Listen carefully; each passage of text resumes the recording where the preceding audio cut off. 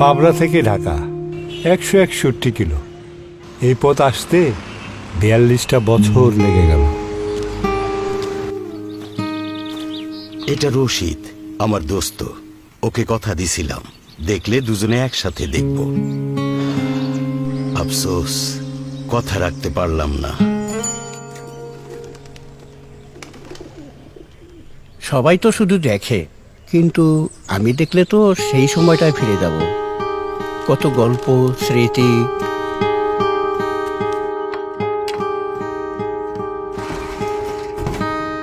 দেশের বয়স কত হলো? 53 না? এই 60টার বয়সও দেশের বয়সের সমান। আমার বন্ধু দিয়েছিল 71-এ। আর যাবো তো, তাই ওই 60টাই পড়ব।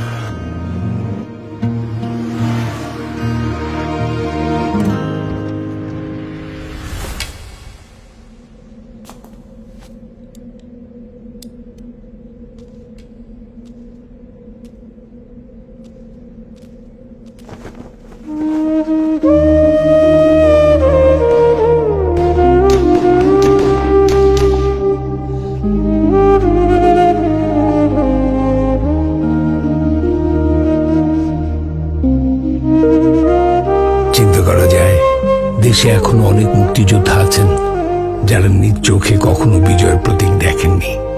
অবশেষে শেষ হলো অপেক্ষা।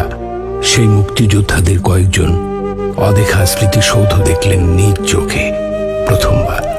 এই জার্নির ছোট্ট অংশ হতে পেরে রবি গর্বিত। আজও আগামীর সব দেশপ্রেমিকদের বিজয়ের শুভেচ্ছা।